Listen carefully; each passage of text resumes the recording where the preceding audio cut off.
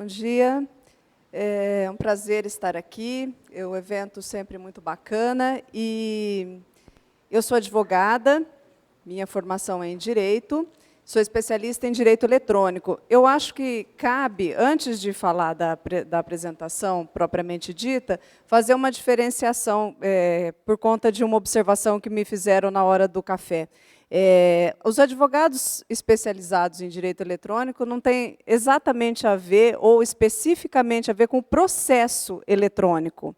Tá? O processo eletrônico é um procedimento que nós, advogados, passamos a utilizar, na maioria dos tribunais da federação, para diminuir a quantidade de papel. Na verdade, é isso. Porque existe uma confusão de que os advogados especializados em direito eletrônico cuidam do processo eletrônico. O processo eletrônico é um procedimento apenas que os advogados, particularmente, têm sofrido um pouco, porque em alguns tribunais não funciona direito, você vai fazer a petição e aí não consegue, mas aí são detalhes técnicos, mas não é exatamente o nosso foco, né, de atuação, a gente não trabalha especificamente com isso. Nós trabalhamos com questões que estão relacionadas ao trabalho de vocês, né, e, por isso, é uma área multidisciplinar. Então, nós usamos questões do dia a dia, né, nosso objeto de trabalho são questões do dia a dia que ocorrem por meio de dispositivos eletrônicos e que, muitas vezes, né, são a origem de ilícitos e coisas do tipo como as que o Ricardo falou aqui inicialmente. Uma área nova. E existem poucos advogados no Brasil inteiro trabalhando nisso, mas é uma área muito interessante. Embora isso seja paradoxal, porque o advogado de direito eletrônico, ele é um advogado que precisa pensar fora da caixa. Você nunca vai ter casos idênticos no seu escritório, né? E essa questão que eu considero mais interessante é a que os advogados mais desgostam, né? Porque o que a gente vê na maioria dos escritórios de advocacia é o cara faz uma peça lá uma vez e aí quer usar a mesma coisa para o resto da vida. Então, isso para a gente não dá certo, porque a gente nunca vai ter casos iguais. Você tem casos, por exemplo, de quebra de sigilo, mas você nunca vai ter o mesmo contexto. Então, eu considero que essa é a questão mais interessante. E também a veia investigativa. Embora a gente não vá falar de questões criminais hoje, o eletrônico ele faz esse link, né, com a área civil, a área trabalhista, mas, sobretudo, a área criminal, a área penal, da qual o Ricardo bem falou aqui. E o nosso trabalho é um trabalho que está intimamente ligado ao trabalho de vocês. Nós não conseguimos fazer o nosso trabalho sem que nós tenhamos a ajuda, por exemplo, de um bom perito. Né? Não existe isso. A gente não tem essa ilusão de ter os conhecimentos técnicos que vocês têm, mas nós precisamos de ter alguns conhecimentos para, pelo menos, dar uma devolutiva quando um cliente chega e te conta uma história, um problema pelo qual ele está passando, ou na empresa dele, ou na sua vida pessoal. Então, o nosso foco e a nossa formação é nesse intuito, nesse sentido, por isso que esses conhecimentos de engenharia de redes, de fundamentos de telecomunicações, dentre outras questões, principalmente as questões de segurança, elas são importantes para o nosso trabalho do dia a dia. Então, essa é uma introdução. Vamos falar das questões mais específicas de hoje, né? Então, por que nós devemos nos preocupar com a questão legal? Algumas questões cíveis, algumas questões trabalhistas, o que vem pela frente, algumas reflexões. Muitas, aliás. Vamos lá. Segurança cibernética era a última coisa com a qual as instituições se preocupavam, né? Atualmente, ela é a penúltima. A última é a segurança legal. Então, nos encontros, por exemplo, de startups, quando nós somos convidados, os caras vão lá, contam que tiveram uma ideia, sonhando estarem no Vale do Silício, que vão montar uma empresa, e vai ser muito bacana e tal, mas raramente citam as questões relacionadas à segurança e muito menos a questão da segurança legal. A questão legal ela é o último tópico que é lembrado por administradores, não só pelos usuários comuns nas suas vidas pessoais, como a gente viu naquela primeira apresentação, né, do uso das redes Wi-Fi, Mas, nas empresas, essa política ela é cultural no Brasil. Os administradores consideram que a preocupação com a segurança cibernética e a segurança legal são gastos, e nós consideramos isso investimento, né? Agora, a última é a segurança legal, né? Mas vocês não se impressionem, porque até bem pouco tempo isso nem era considerado.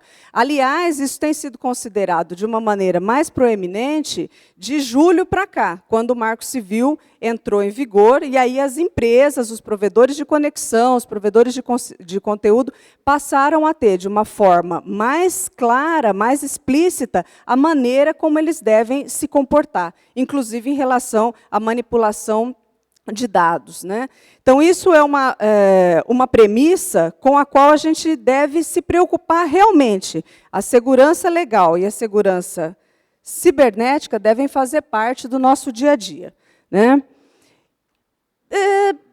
Para esse trabalho, a gente tem algumas legislações específicas? Temos, né? Me assusta muito quando eu vou a esses eventos e eu vejo pessoas com formações semelhantes à de vocês, por exemplo, me dizerem que não conhecem a lei de software, né, que é uma lei do século passado, né, a lei das telecomunicações e, mais recentemente, a lei dos crimes informáticos e o Marco Civil da Internet, que já está completando um ano. Então, não existe como o trabalho que vocês desenvolvem nas empresas, ou mesmo as condutas nas suas vidas pessoais, não estarem ligadas a alguma dessas legislações. Então, fico assim, realmente muito assustada quando eu ouço as pessoas que trabalham nessa área dizendo que desconhecem essas legislações que são específicas dessa área de atuação.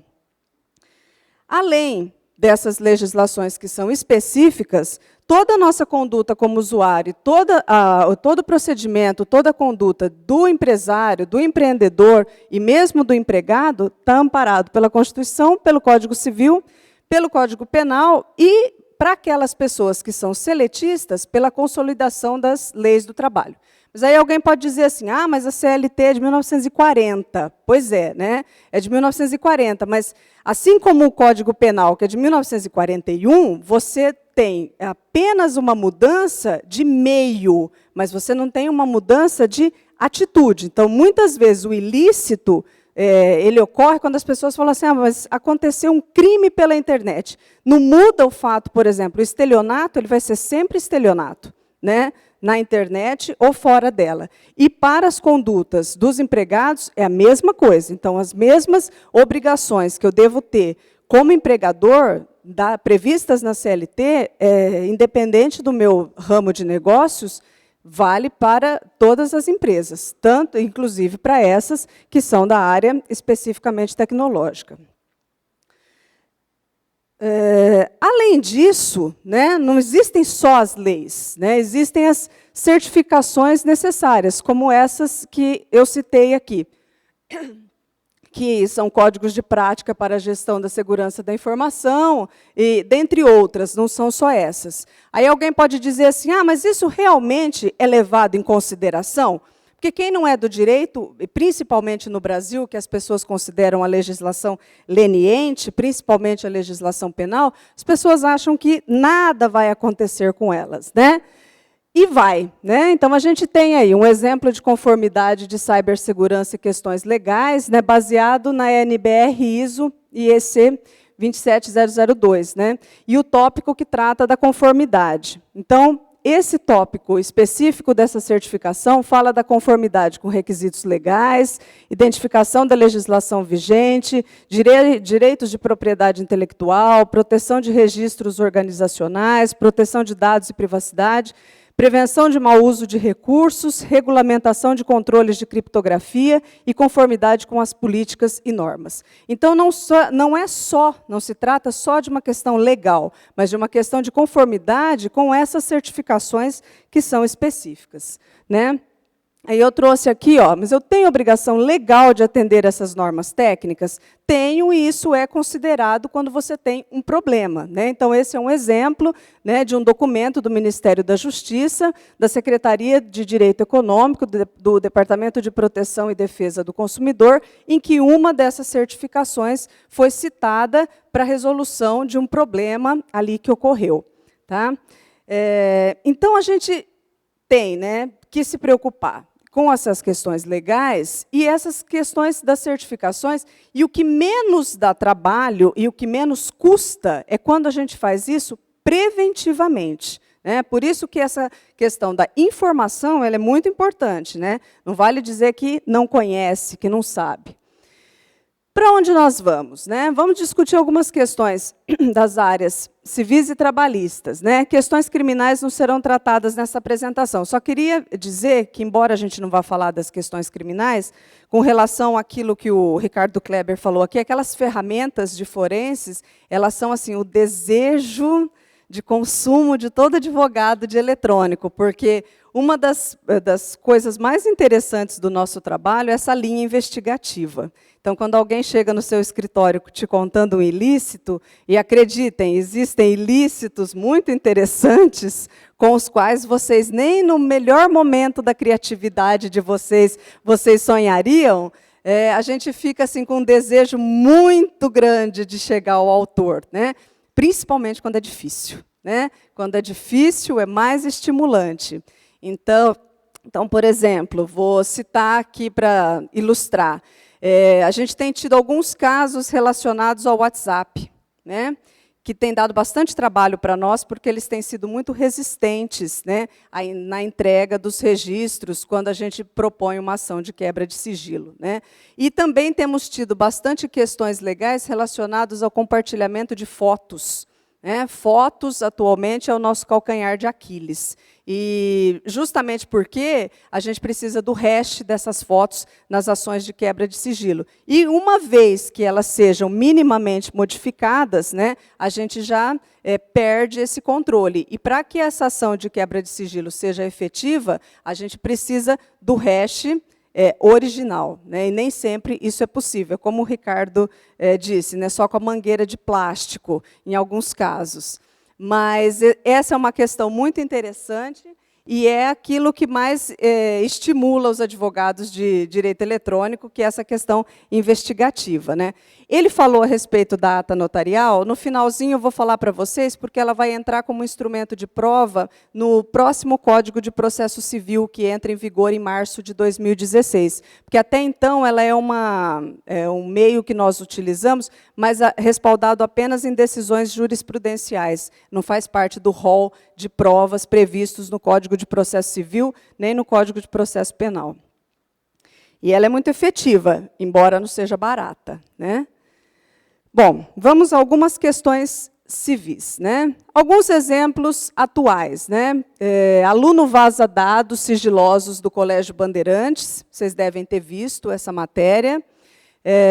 Caso nos Estados Unidos mostra uma cadeia de responsabilidades no vazamento de dados, ex-funcionários da Sony processam empresa por vazamento de dados, falha de segurança em protocolo revela dados de proprietários de domínios nos aplicativos do Google, né, no Google Apps. Bom,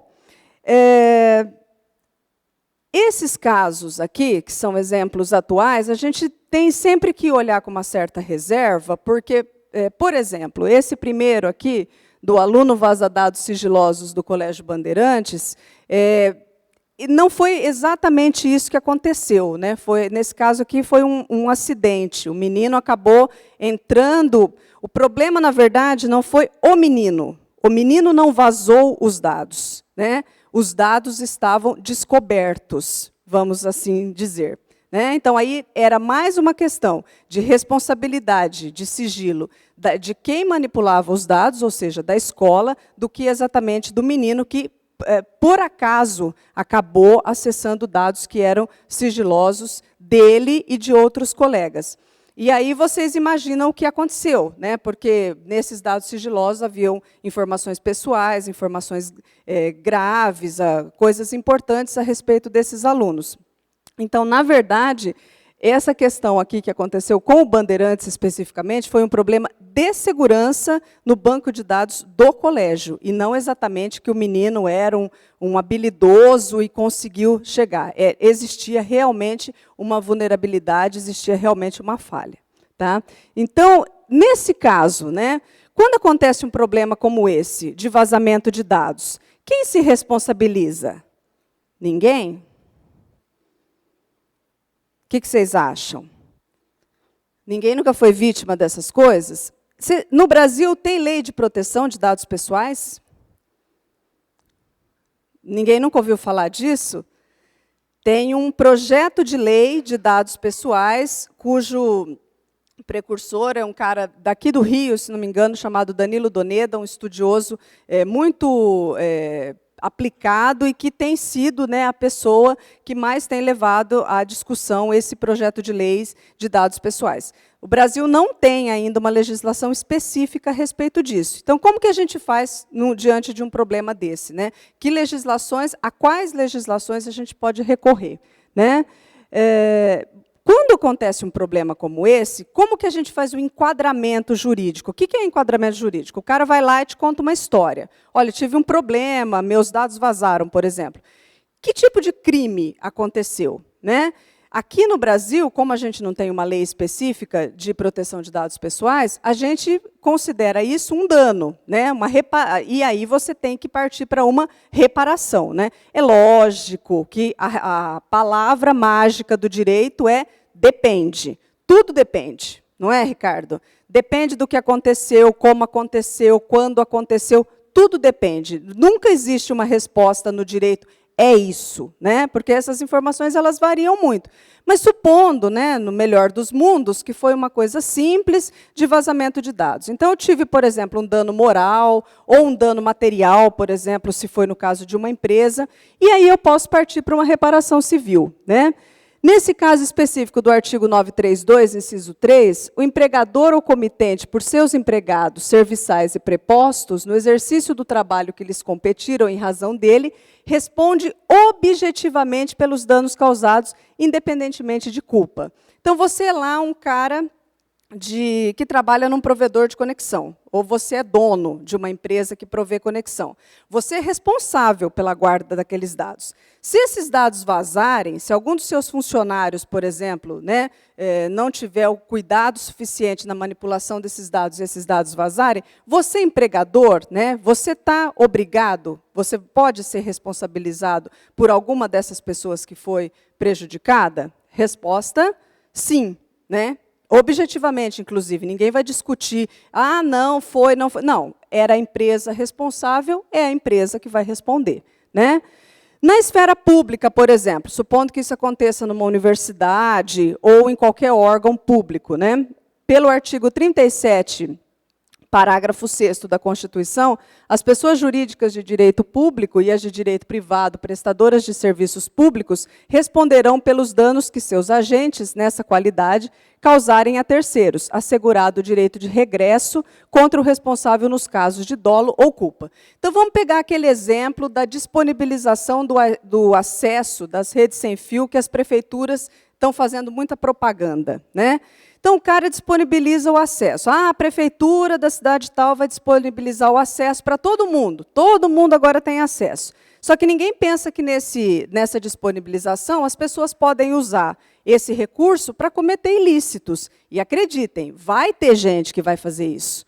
Vai ter, bastante, né? Nesse caso, se uma pessoa foi prejudicada e esse acesso, né, esse ilícito ocorreu numa rede, por exemplo, disponibilizada pela prefeitura, quem que vai se responsabilizar? A prefeitura, óbvio. Foi ela que deu o acesso, não é? É assim que funciona, e é isso que está escrito ali.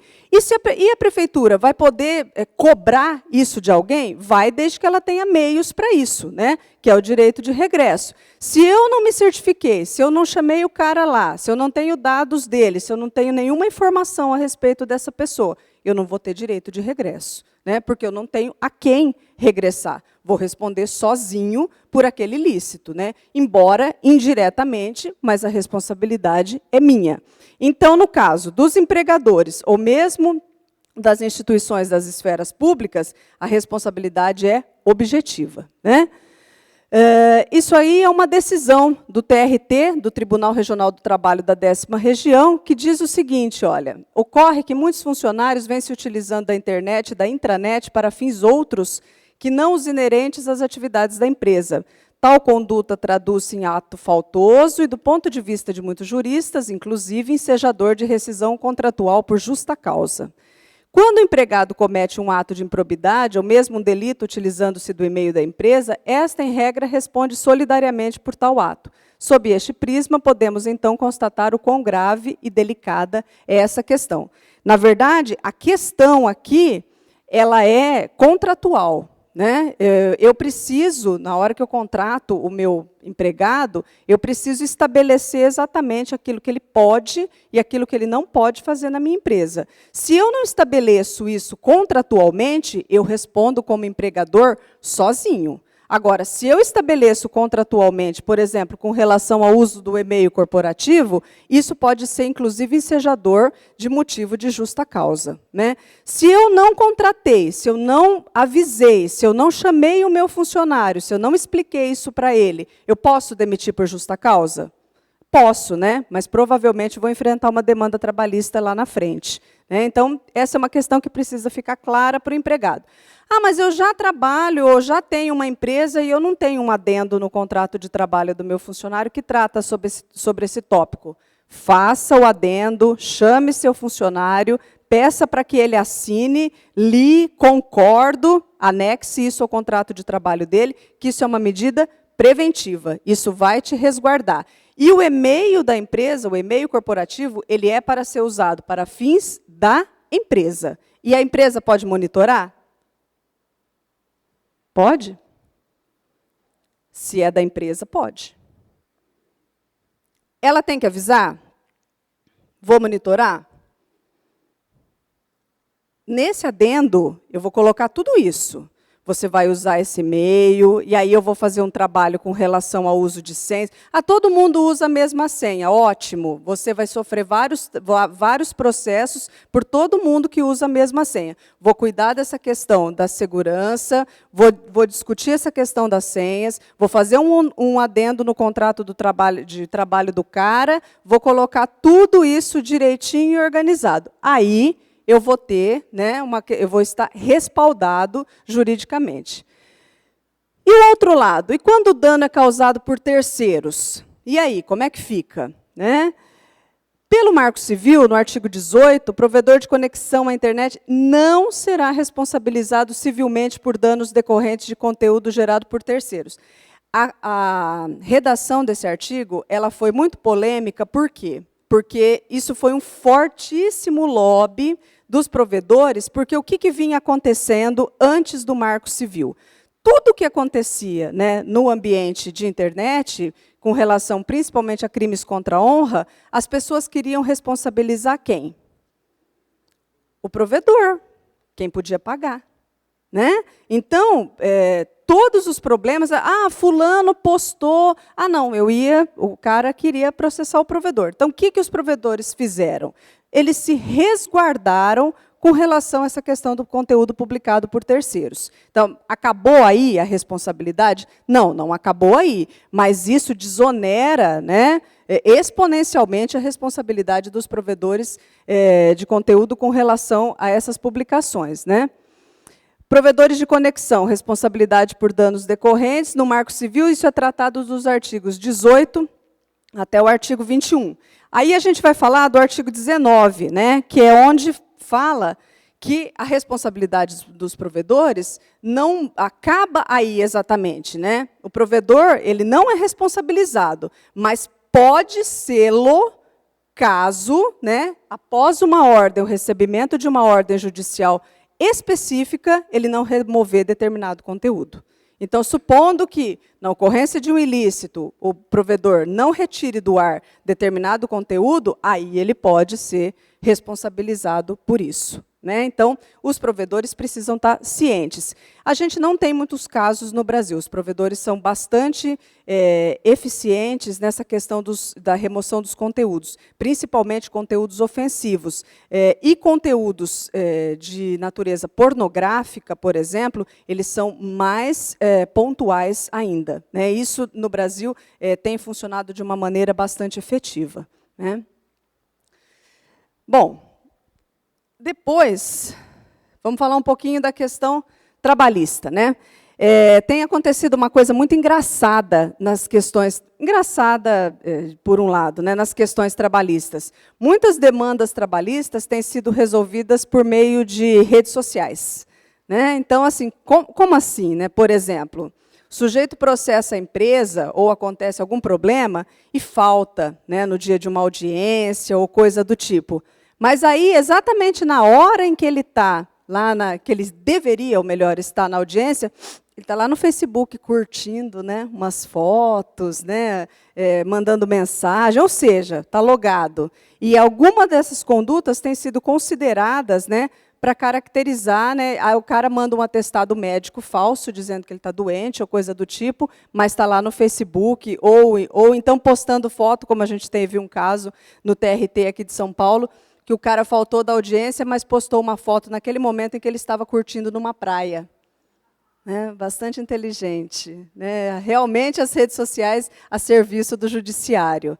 Então, a gente tem vários casos. Né? Ou então, por exemplo, casos em que a pessoa diz que se acidentou no trabalho, mas, na verdade, posta uma outra foto mostrando o acidente ou relatando aquilo que aconteceu.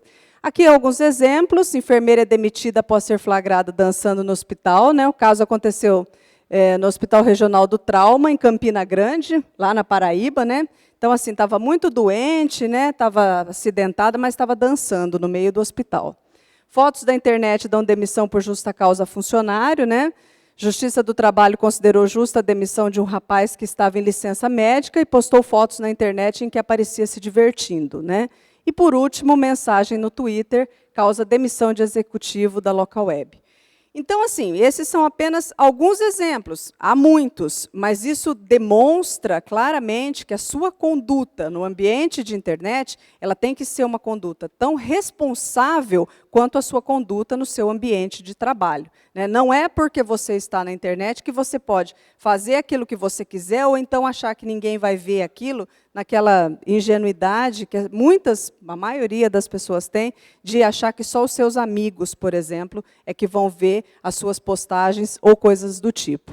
Né? Então, as empresas, principalmente, estão muito atentas a esse tipo de coisa, inclusive no momento de contratação. Né? Muitas têm departamentos ou contratam empresas especializadas para vasculhar a identidade do sujeito na internet. Então, você tem perfil em qual rede social, que tipo de coisa que você curte, como que você é, o que que você faz, com quem você anda. Né? É lícito isso?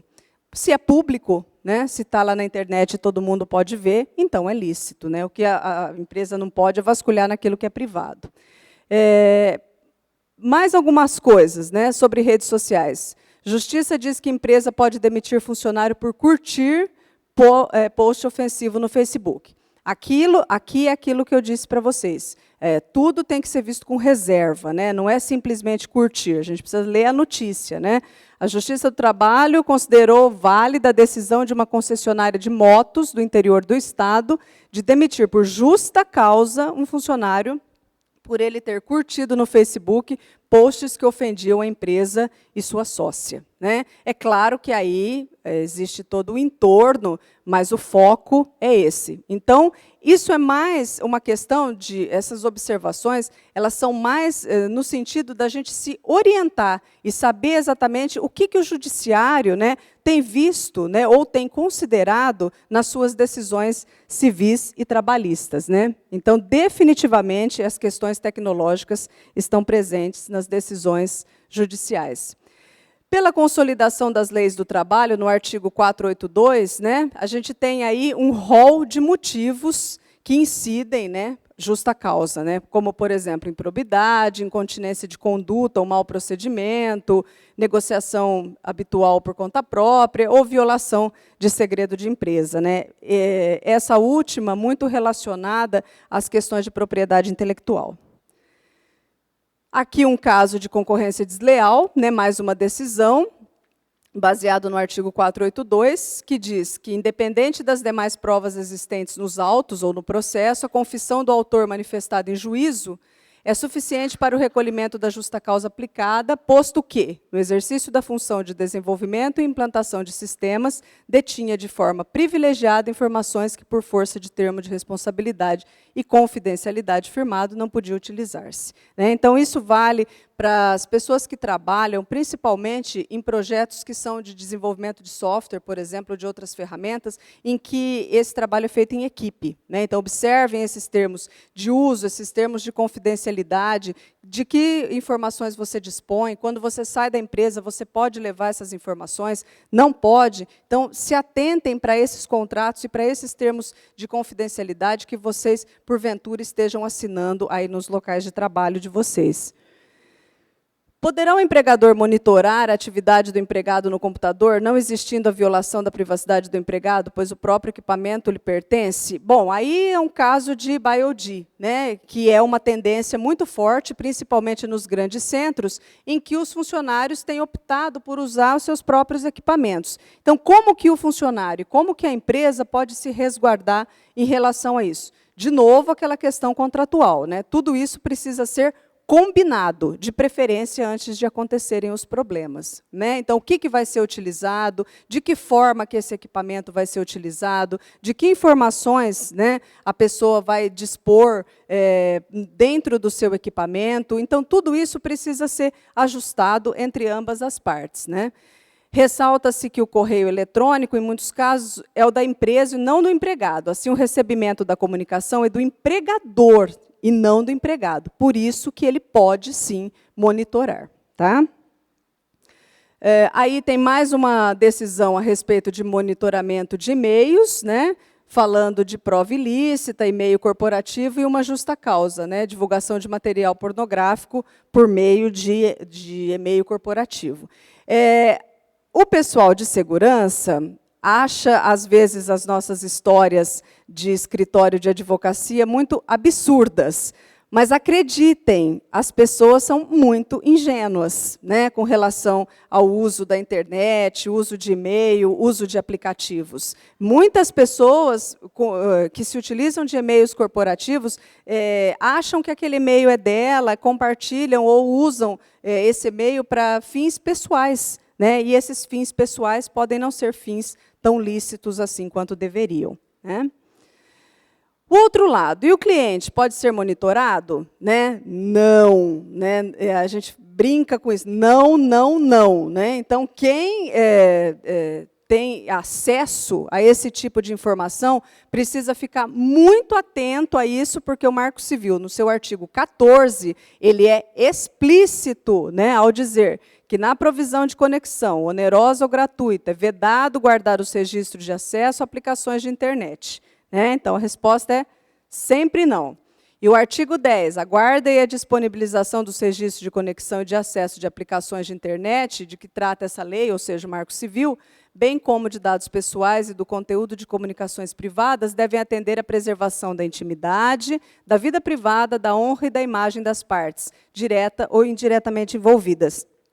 Aí, Danton, especialmente no nosso encontro passado em São Paulo, nós discutíamos que alguns artigos do Marco Civil são muito abertos, porque você tem alguns casos específicos, né, de manipulação de dados que você precisa ter uma orientação mais, do ponto de vista prático, mais individualizada. Então, é isso que o Comitê Gestor da Internet tem proposto fazer com a regulamentação do Marco Civil. Então, alguns artigos do Marco Civil vão ser regulamentados para que questões? mais específicas, como, por exemplo, essa da manipulação dos dados, fique mais clara tanto para as empresas quanto para os usuários, né? Então, assim, a gente tem um artigo que é como o DEME diz, né? O Marco Civil é mais um código de orientações, na verdade, né? Então, para a gente se orientar. Agora, questões que são mais específicas estão sendo regulamentadas. Nós, inclusive, estamos participando dessa regulamentação.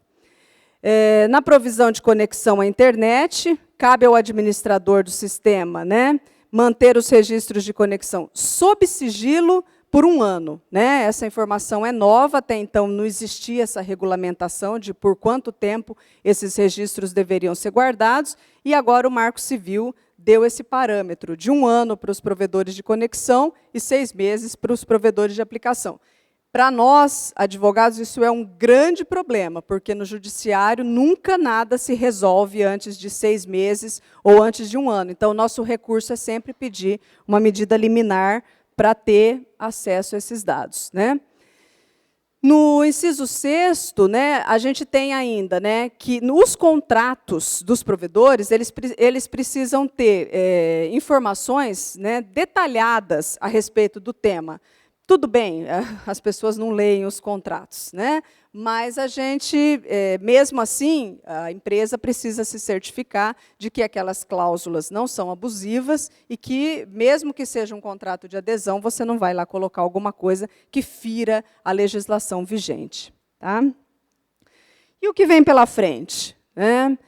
A normatização do Marco Civil, da qual eu acabei de falar, que tem sido feita pelo Comitê Gestor da Internet, está aberta à população, né, a todas as pessoas que queiram participar, sugerir, tanto as que estejam mais proximamente envolvidas, como aquelas que são apenas usuários comuns. O Código de Processo Civil, que entra em vigor em 2016, e aí tem alguns cuidados especiais com o direito digital, ou direito eletrônico. No novo Código Civil, como eu falei para vocês, está prevista a ata notarial. Né? A ata notarial é um instrumento muito utilizado por nós, advogados. Eu costumo brincar com o tabelião lá da minha cidade, se ele vai me contratar. Porque há semanas em que a gente precisa ir muito ao cartório para fazer essa ata notarial. Como que é isso? Né? O que é uma ata notarial?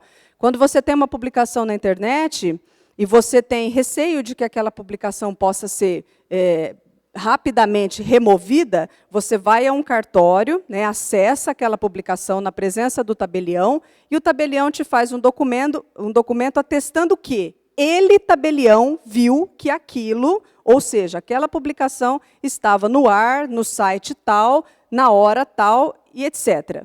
Aí vocês podem me dizer, mas qual que é a diferença de eu fazer um print da página e do tabelião fazer uma ata notarial? Toda a diferença, porque o tabelião tem fé pública e nós, pobres mortais, não temos. Então, o print da tela, ele não tem valor legal algum. Pode ser que em algum caso, né, Ricardo, muito específico, mas as decisões que nós já acompanhamos, nós vimos que porque ele é adulterável. Então, eu não posso considerar como prova cabal, nos autos de um processo, um objeto de prova que seja adulterável. E esse documento, a ata notarial, quando o tabelião diz, olha, eu, tabelião, nessa data, vi que realmente essa publicação existiu, foi feita por tal pessoa, quando existe autoria, obviamente, e ele registra isso nesse documento, lavra essa ata e registra no livro do cartório, isso eu tenho, nesse caso, eu tenho uma prova cabal de que aquela publicação realmente existiu. Né? Isso vale muito para essas publicações que a gente tem receio de que sejam removidas. Né? Então, a gente faz isso rapidamente, e isso funciona. Eu tive um caso em que eu fiz isso numa sexta-feira, na segunda-feira o conteúdo não estava mais no ar. Né? Então, é uma delícia quando a gente se antecipa à pessoa.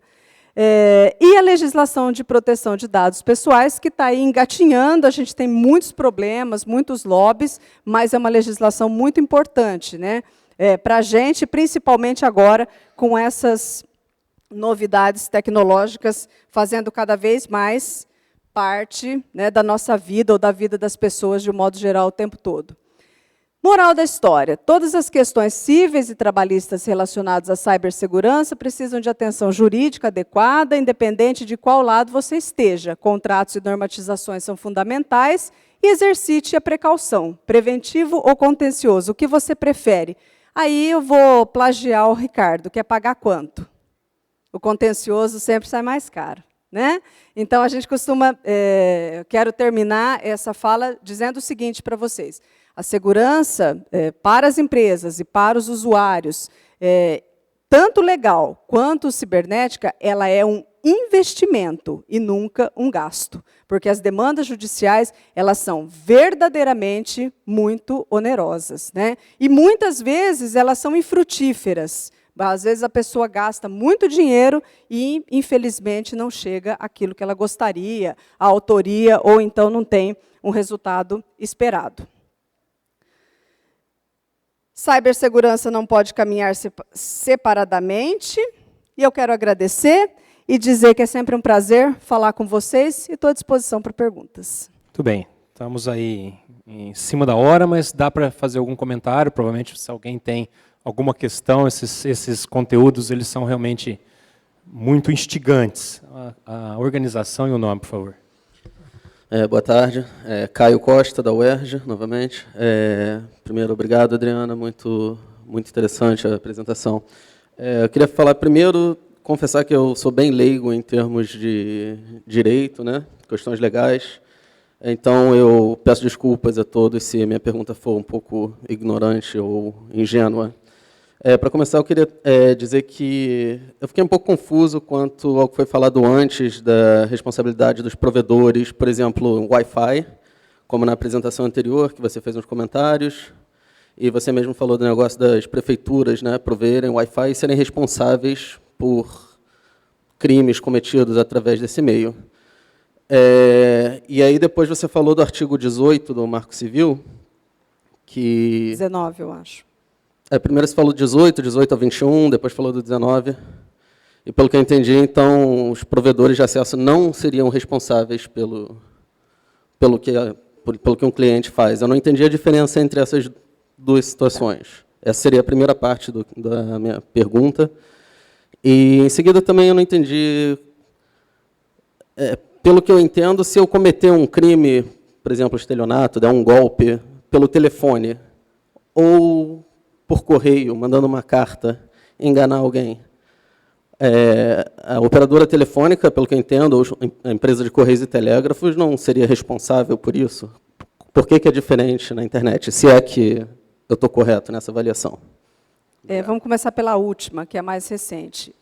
O provedor de conexão, ele não se, nem de aplicação, ele não se responsabiliza pelos crimes ou pelos conteúdos publicados por terceiros. O que você se confundiu é que o artigo 19 diz que, para os provedores de aplicação, eles só serão responsabilizados civilmente, ou seja, serão obrigados a pagar uma indenização, caso eles recebam uma ordem judicial específica para remoção de conteúdo, eles não o façam. Então, é só nesse caso. Então, tá? O que foi falado anteriormente sobre esses pontos de acesso Wi-Fi abertos se enquadraria nisso?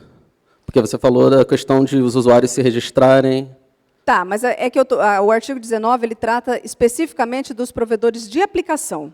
Tá? E o que você está querendo saber do uso, na verdade, você está falando de uma questão de tráfego. Então, aí, eu tenho, por exemplo, um cometimento de crime que ocorreu numa lan house ou em qualquer outro lugar. E se essa pessoa que está fornecendo o acesso, ela não tem os registros das pessoas para quem ela forneceu esse acesso, ela será sozinha responsabilizada. Mas qual que é o raciocínio que eu acho que resolve o seu problema? É pensar assim: sempre a responsabilidade é de quem ou publica ou comete algum ilícito. Quando que não vai ser? No caso dos provedores de aplicação, quando eles receberem uma ordem para remover um conteúdo e não o fizerem, ou então, quando não se resguardarem, no caso de disponibilização de acesso, dos dados das pessoas para quem eles forneceram esse acesso. Só nesse caso. Espero ter respondido. Então, voltando ao caso de uma prefeitura fornecer acesso Wi-Fi grátis. A responsabilidade é da prefeitura, desde que ela não faça esse trabalho preventivo. Então, não é ilegal, não é necessário que ela cadastre os usuários, mas se ela não o fizer, ela será responsável. É isso aí. E como é que isso é diferente de eu comprar um cartão telefônico, ir ao orelhão e fazer uma chamada e dar um golpe pelo telefone? É que aí a gente tem umas questões que são muito inerentes a cada caso. Não é uma questão de ser diferente. O crime é o mesmo, é o que eu estou te explicando. A tipificação legal, ela não muda. Por que você não tem, por exemplo, uma lei que fala de crimes internéticos, ou de crimes cibernéticos? Porque o crime, a conduta, ela é a mesma. O que muda é o meio. Então, por exemplo, você cometeu um estelionato por meio telefônico, eu tenho que fazer uma investigação considerando o meio que você utilizou. Mas o crime não vai mudar, vai continuar sendo estelionato. Sim, concordo. Não pode ser casuístico, não pode ser... O crime não depende do meio. Não, a conduta é a mesma. Mas eu não entendi por que nesses dois meios diferentes, o provedor de acesso ao meio parece, pelo que eu entendi, ser responsabilizado no caso da internet e não no caso de acesso à rede telefônica. Mas é porque aí... eu acho que a gente está falando de coisas diferentes, né? Como eu falei, acho que desculpa, eu posso não ter entendido. Não. Vamos fazer assim, então vamos conversar particularmente, que aí vamos ver se nós estamos falando sobre a mesma coisa. Bom, obrigado. Pode ser? Tá bom, obrigado. Ricardo, nós temos bastante coisa online também, então vamos ser mais breve aí, Ricardo. Bastante pergunta online. Rapidinho. Parabéns, doutora Adriana. Aprendi aqui que a fragilidade da ata notarial, eu não sabia que estava tão frágil ainda. Foi bom que aprendi sobre isso aí. Ainda está. Apesar de já estar utilizando. É só uma dúvida sobre o meio jurídico, como é que anda hoje nessa área. Acho que quem já precisou de advogado na área penal sabe que é uma área que é bem espinhosa e muitos advogados não querem nem trabalhar porque sabem que lidam com situações delicadas, em que, em muitos casos, eles têm que lidar com questões morais, éticas, religiosas, enfim. E a área de crimes cibernéticos, em determinados pontos também. Eu conheci em 2002 o Boaz Gutmann, por exemplo, que ele falou, botou dinheiro no meu bolso, quem é criminoso é a polícia, quem estiver do outro lado. Né? O advogado israelense. A questão hoje, que eu gostaria de saber, diante do meio, os colegas mesmo que participaram e participam da área, como é que tem sido visto essa possibilidade da contestação de laudo vir a criar uma nova área, que seria... Eu não quero me meter com aquilo, porque, de repente, em estar defendendo pessoas que praticam crimes cibernéticos, eu poderia estar contestando laudos verídicos por fragilidade na composição. Se já tem essa percepção dentro também, essa divisão dentro dos colegas que estão trabalhando em direito digital. Olha, Ricardo, tem tão poucos advogados que trabalham nessa área que a gente ainda não tem essa divisão. Nós estamos unidos ainda. Mas sempre tem alguém que destoa, né, na conduta, né? Mas ainda a nossa comunidade ela é muito pequena, então a gente tem se pautado mais ou menos pelas mesmas condutas. O maior problema que nós enfrentamos atualmente, na verdade, são os advogados que não são especialistas e querem dar pitaco. E aí, principalmente quando a questão é penal, mexem na cadeia de custódia, aí depois fica mais difícil. Mas a gente tem se pautado, pelo menos até onde eu tenho notícia, pelas mesmas condutas, né? Pelo menos por enquanto. Obrigado. Vou passar para as perguntas online aqui, rapidinho, Ruiz. Primeira pergunta do Marco de Freitas, se o Marco Civil da Internet acaba com o jogo de empurra-empurra entre agentes. Entre agentes. Atores. Tá. Não acaba com o jogo de empurra.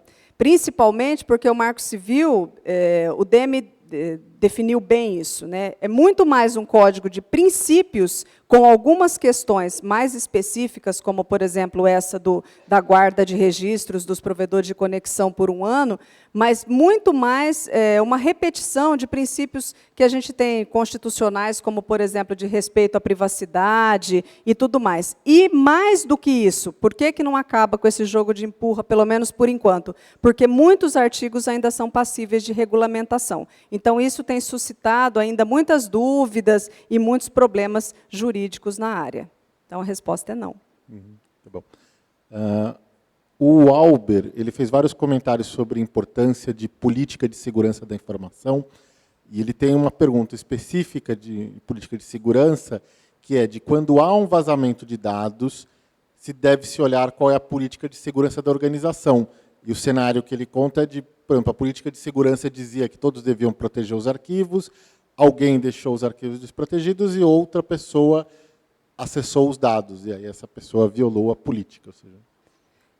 De novo aquela história, sempre observar os detalhes do entorno, mas a empresa que tem uma política de segurança consolidada, quando ela tem um problema, por exemplo, de vazamento de dados, ela deve começar, né, essa investigação ou esse trabalho de reparação, justamente observando, né, quais foram as cláusulas ou quais foram os termos dessa política de segurança que foram violados, né? Então, é um início, né, do trabalho, mas deve sim ser observado.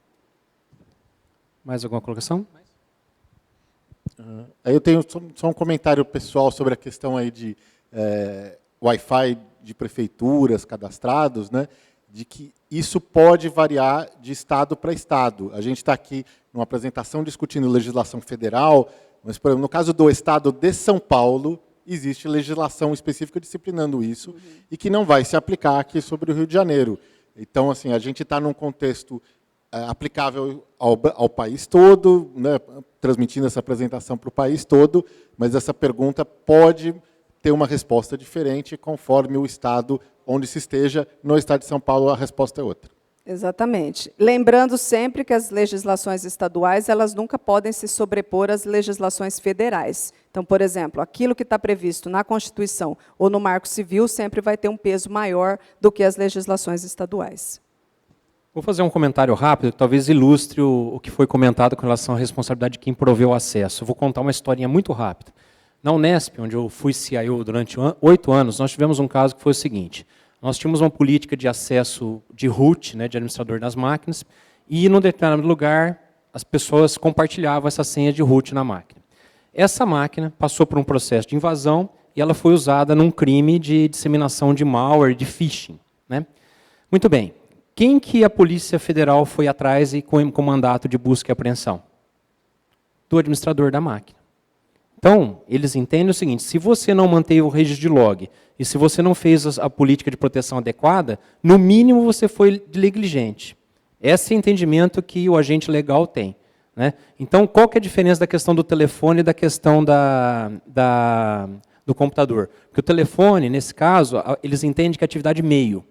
E o computador, como foi? Onde o crime foi cometido, ou seja, ele foi usado como ferramenta a partir daquele ponto, ele é considerado, no ponto de vista da investigação, como o meio final de onde partiu. Então, eles entendem que é negligente, né? Então, quando você não mantém o log, não toma as medidas adequadas e não faz a salvaguarda específica, o suspeito é você e você que vai ter que provar que você não foi, que usou aquela senha para disseminar aquilo. Então, por isso que essa diferenciação, não sei se ajuda um pouco contando essa história aí do que nós passamos lá e que, acreditem, deu um trabalho desgraçado para livrar a cabeça dos administradores e dos caras que tinham acesso à senha. Foi uma coisa assim de alguns bons anos defendendo o pessoal por conta de uma besteira aí. Então, tem muito desse entendimento legal, né? Isso que é complicado. Lembrando que o entendimento legal, de tempos em tempos, ele muda também, né? Então, às vezes, algumas questões que são consideradas para algumas decisões podem ser modificadas. Exatamente. Adriano, eu lembrei de uma questão que eu tinha naquela conversa em São Paulo, que era o seguinte, o Marco Civil ele coloca certos papéis para o provedor de conexão e papéis complementares diferentes e até opostos para o provedor de conteúdo. Só que existem situações em que a mesma pessoa jurídica faz as duas coisas. Por exemplo, eu posso ser um provedor de conexão e eu tenho um acelerador, um cache, né, um proxy, para acelerar a velocidade, eliminando redundâncias e coisa e tal, na busca de informações. Né? Meu funcionário que administra conexões, ele tem acesso ao log de conexões, então ele sabe que endereço IP foi fornecido para que cliente a cada tempo, porque ele tem um log disso. O outro carinha que administra o proxy, que pode ser o mesmo cara quando a empresa é pequena, ele tem acesso a um log que diz, basicamente, que endereços IP acederam a que sites quando. As duas coisas têm base legal no Marco Civil, porque, num caso, o papel é provedor de conexão, no outro caso, o papel é provedor de conteúdo, de aplicação. Mas é um conteúdo, enfim, a aplicação, no caso, é conteúdo de terceiros, mas é uma aplicação. Tá? O que a gente espera nesse caso? Que o cara tenha um comportamento absolutamente bipolar, quer dizer, ele...